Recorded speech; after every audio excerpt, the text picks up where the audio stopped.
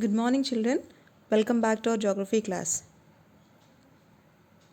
In yesterday's class, Manufacturing Industries Part 3, we have discussed about classification of industries. I hope you all have understood, children. And at the end of today's class, you will be able to learn about the agro-based industries.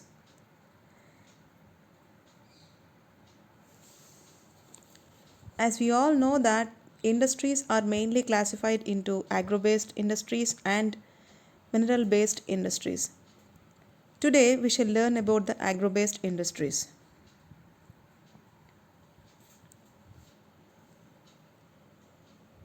Industries.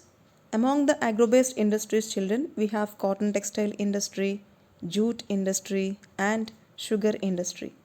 Let's know about the textile industry.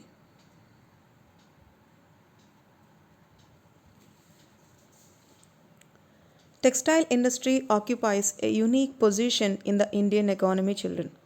The reason is that it contributes significantly to the industrial production, employment generation, and also earns a lot of foreign exchange, which is very much needed for the country.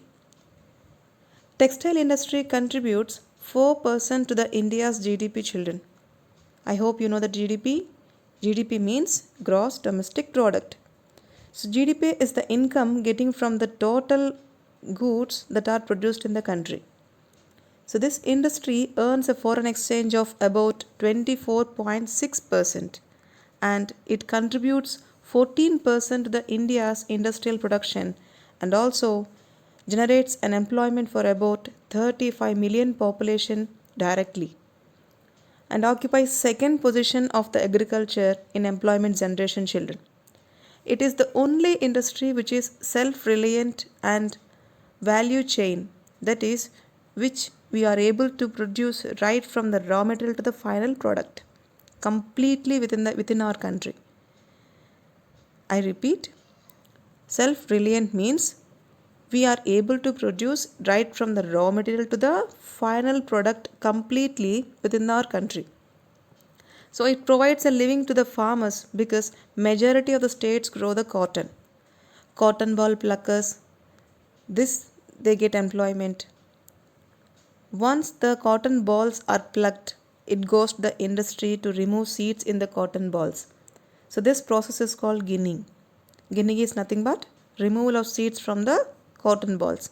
The seeds of the cotton are useful to extract oil from them which is edible also. And leftover waste is used to feed the cattle after the oil extraction. So once the ginning is done, it goes to the spinning mills to make yarn. Then weaving cloth out of it and dyeing, which means the coloring, next designing, then tailoring or sewing, and at last packaging. Likewise, many people are engaged in different activities in this manufacturing of cotton textiles, is even from the cotton to the fabric. So apart from it, there are ancillary industries, that is industries that supports chemicals and dyes for dyeing, packaging material for the packaging, and even engineering works for the repairing of the looms or the production of power looms. So that is why textile industry occupies a unique position in the Indian economy. So here you can see the cotton ball, how the cotton ball is ultimately converted into a cotton garment. Okay, so first the cotton balls are plucked and will be sending to the ginning mills to gin. It means for the removal of the seeds. And after the removal of the seeds, children, that cotton will be sent to the spinning mills to make into yarn. That yarn they convert into cloth after weaving, and this cloth is sent to the designing and dyeing, then ultimately to the tailoring for making a garment. And the seeds which are left over after the ginning, children, they'll be extracting an edible oil from the seeds. Those are called cotton seed oil. And the leftover part, the waste after extraction of this cotton oil, the leftover part of waste is used as fodder or to feed the cattle. So this is how the process of cotton to the garment. So each stage the value of the cotton will increase. Now moving ahead children, in India the states that are flourished in textile industry are Maharashtra and Gujarat. The reason behind that is availability of raw cotton, that is Mumbai in Maharashtra, Ahmedabad in Gujarat. They produce cotton on a large scale. So, for the due to the favorable climate and the type of soil available for its growth. Next one is transport facilities, children.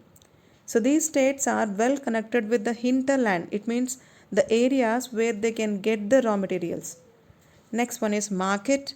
There is a good demand for the cotton or yarn that is produced in our country. So which we can able to compete in the international as well as the national market. Next thing is labor. They easily get cheap labor which is available locally, and also these industries are supported by the migrant laborers from the northeastern states and Bihar, UP, Odisha, etc. And the last thing is moist climate, children. As we all know that Maharashtra and Gujarat are lying in the tropical region and also besides the Arabian Sea, so which gives an effect of warmth and moist climate where the summer is long. So these are the factors that led to the development of textile industries in Maharashtra and Gujarat. Now let's see the drawbacks of cotton textile industry, children. Actually, generally the cotton, there are three varieties of cotton, children. Based on the length of the fiber, those are the long stapled cotton, medium stapled cotton and short stapled cotton. And obviously the long stapled cotton is the best quality fiber. Although we have made the good progress in the production of good quality of long stapled cotton than the medium and short stapled cotton, even then we are importing cotton fabric and garments from the foreign countries. Okay. Second one, there is the power supply is erratic in many parts of the India. There is no continuous power supply for the sector, for the loom sector in India. Next one, machinery needs to be upgraded in weaving and processing as they are using the old and the outdated ones. That's why the machinery needs to be upgraded. That's the next drawback. Next one is low output of skilled labor. Children, for the weaving we need skilled labor. So because skilled and technical knowledge people only can able to weave and design the cloth. Next thing is stiff competition from the synthetic fiber industry. That is the fiber which is made out of the petrochemical industries like nylon, polyester, etc. Now, our country produces cotton on a large scale. We rank number one in cotton production, children. But the cotton which is produced in our country is utilized in only making of yarn. Our spinning mills are competitive at global level and capable of using all kinds of fiber which we produce in our country. But the weaving, knitting and processing units cannot make much use of this high quality yarn that is produced in our country, because the looms which we are using at present are almost old and outdated. So only some large and modern factories can make use of it. But most of the production is fragmented in small units which cater to the local market. That means people, those who are weaving with 3, 4, 5 looms sell their produce or product in the local markets only. So this mismatch is a major drawback for the textile industry. That's all for today, children. Thank you.